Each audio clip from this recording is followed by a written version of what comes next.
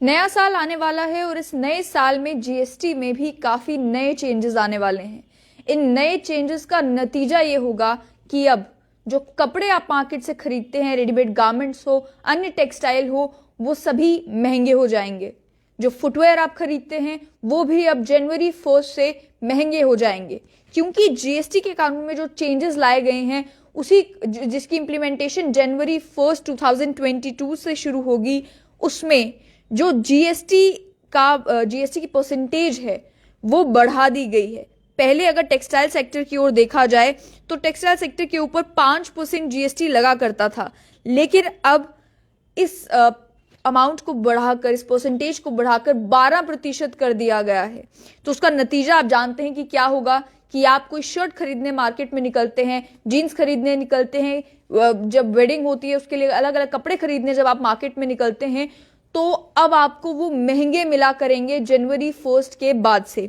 इसकी अगर डिटेल्स में जाया जाए तो एक ही एक्सेप्शन की गई है इसमें। वो एक्सेप्शन है कि वो कपड़े जो कॉटन से बने हुए हैं, केवल उन पर जो है ये एडिशनल हाइक जीएसटी की इंप्लीमेंट नहीं होगी, लेकिन बाकी सभी टेक्सटाइल में, रेडीमेड गारमेंट्स में ये जीएसटी की परसेंटेज अब जनवरी 1 के बाद 12% हो जाएगी। उसके साथ ही में जो फुटवेयर है उसको लेकर भी जो इन्वर्टेड ड्यूटी स्ट्रक्चर है उसमें करेक्शन की गई है, और फुटवेयर पर भी पहले 5% के करीब करीब जीएसटी लगा करता था, अब ये बढ़कर 12% हो जाया करेगा। 12% जीएसटी का नतीजा यही निकलेगा कि आप जानते हैं कि अगर जीएसटी ज्यादा पे करना होगा तो आपका जो प्राइस लगेगा वो प्राइस भी बढ़ जाएगा।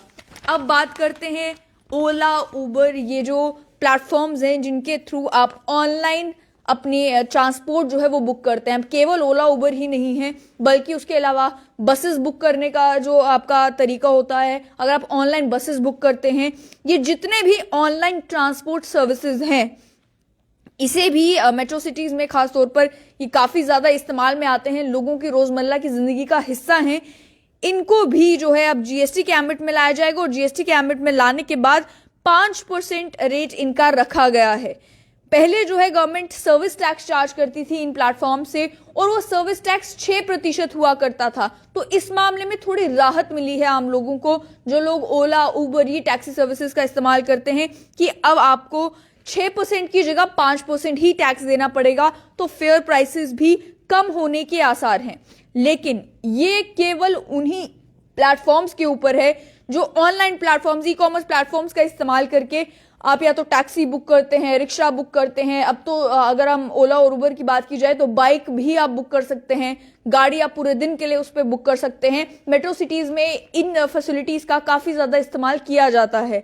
लेकिन जो नॉर्मल पैसेंजर ट्रांसपोर्ट सर्विसेज हैं, नॉर्मल बसेज हैं, मैटाडोर्स हैं, ऑटोज हैं, उनको इससे एग्जेम्प्ट किया गया है। उनके ऊपर ये कानून जो है वो अप्लाई नहीं होंगे। यानी कि आप अगर ऑटो लेते हैं तो ऑटो आपको उसी फेयर प्राइस पे मिलेगा जो फेयर प्राइस जो है वो ट्रांसपोर्ट विभाग ने फिक्स करके रखा हुआ है, उसमें कोई चेंजेस जो हैं वो नहीं आने वाले हैं। लेकिन अगर आप दिल्ली जाते हैं, मुंबई जाते हैं, जहां पर ओला, उबर, ये सभी टैक्सी सर्विसेज चल रही हैं, तो अब इसके फेयर्स कम होने के आसार हैं, क्योंकि टैक्स की परसेंटेज घटा दी गई है।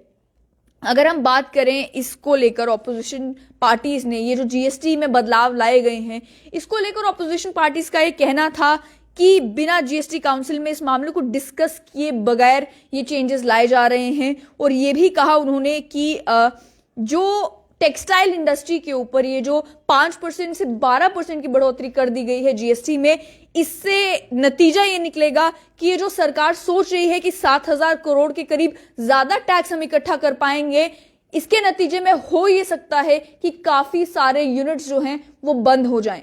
जो यूनिट्स जिनके लिए पॉसिबल नहीं हो पाएगा प्रॉफिटेबल हो पाना, और हो सकता है कि वो यूनिट्स बंद हो जाएं, एक टैक्स हाइक का एक डायरेक्ट कॉन्सिक्वेंस हो सकता है। क्योंकि आप ऑलरेडी जानते हैं कि कोविड-19 की वजह से अलग अलग सेक्टर्स ने काफी ज्यादा सफर किया है। तो अपोजिशन ने यह सवाल खड़ा किया कि जो कॉटन सेक्टर है, ऑलरेडी 70% इन्फ्लेशन की मार उस कॉटन सेक्टर के ऊपर है।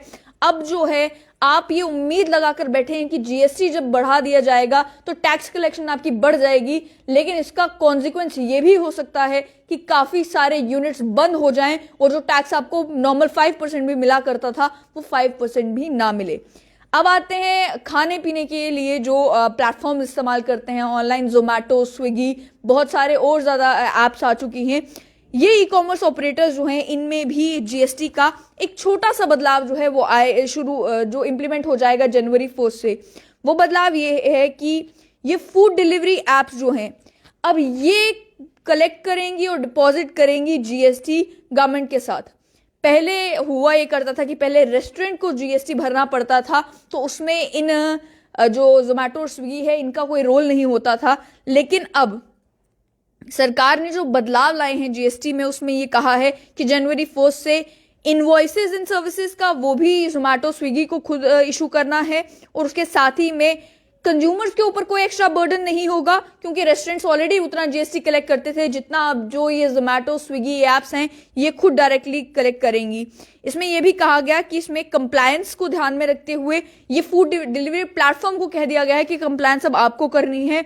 वो भी इसीलिए क्योंकि सरकार का ये कहना था कि एस्टिमेट्स में ये नजर आया कि टैक्स लॉस सरकार को हुआ, एक्सचेकर को हुआ, क्योंकि फूड डिलीवरी ये जो एग्रीगेटर्स थे इन्होंने अंडर रिपोर्ट किया पिछले 2 सालों में। यानी कि जितनी ये सर्विसेज प्रोवाइड कर रहे थे, जितना ये सामान बेच रहे थे, इन्होंने अंडर रिपोर्ट किया, जिस वजह से सरकार को नुकसान झेलना पड़ा। उसके अलावा एक मेजर बदलाव आएगा बिजनेस हाउसेस के लिए। बिजनेसेस जो अभी भी जीएसटी फाइल करते हैं उनको लेकर ये कह दिया गया है, और ये एक सिग्निफिकेंट चेंज आएगा। सेंट्रल गवर्नमेंट ने कुछ अमेंडमेंट्स जो गुड्स एंड सर्विस टैक्स रजीम में लाई है वो फ्रॉड्यूलेंट एक्टिविटीज को प्रिवेंट करने के लिए। यानी कि आपने सामान ज्यादा बेचा, आपने जीएसटी में कम दिखाया, आपने सामान ज्यादा खरीदा, आपने जीएसटी कम जो है गुड्स का उनका कटवाया, तो इन सभी चीजों को प्रिवेंट करने के लिए कुछ अमेंडमेंट्स लाई गई हैं, और उस अमेंडमेंट्स में स्ट्रिक्ट कर दिया गया है इनडायरेक्ट टैक्स के रजीम को। यह कहा गया है कि अब इस नए अमेंडमेंट में सरकार रिकवरी ऑफिशियल्स डायरेक्टली भेज सकती है उन बिजनेस हाउसेज में रेड करने के लिए, चेक करने के लिए, जिन बिजनेस हाउसेज में मिसमैच देखने को मिलता है टैक्स लायबिलिटी में और सेल्स में। जीएसटी के अंडर आपको इस समय 2 मंथली रिटर्न्स भरनी पड़ती हैं, एक जीएसटीआर 1 और एक जीएसटीआर 3B। कंपनी जो है एनुअल टर्नओवर जिसका 5 करोड़ से ज्यादा है उन कंपनीज के लिए है। जीएसटीआर 1 में रिटर्न जो आप सेल्स इनवॉइसेस हैं वो शो करते हैं, और जीएसटीआर 3B में एक सेल्फ डिक्लेयर्ड समरी होती है कि आपने कितना जीएसटी फाइल किया है हर महीने। बिजनेसेस को यह इंश्योर करना पड़ेगा कि जीएसटीआर 3B और जीएसटीआर 1 फॉर्म में किसी भी तरीके का कोई मिसमैच ना हो, क्योंकि अगर मिसमैच होता है तो सरकार अब सीधा रिकवरी जो है ऑफिशियल्स को भेज सकती है बिना नोटिस जारी किए। वो बिजनेस यूनिट में जाएंगे, वो चेक करेंगे, वहां पर वो मालूम करेंगे कि कहीं अकाउंट्स में कोई फेरबदल तो नहीं है, कहीं अकाउंट्स में कोई धांधलेबाजी तो नहीं है, कहीं टैक्स की चोरी तो नहीं की जा रही। और जैसे कि मैंने कहा कि सिग्निफिकेंट इसलिए है क्योंकि कोई प्रायर नोटिस जारी करने की जरूरत नहीं पड़ेगी। कभी भी अगर मिसमैच पाया जाता है तो रिकवरी ऑफिशियल्स को डायरेक्टली भेजा जा सकता है मालूम करने के लिए कि जीएसटी ये जो टैक्स रिटर्न दोनों फाइल की गई हैं उसमें मिसमैच आखिर है क्यों।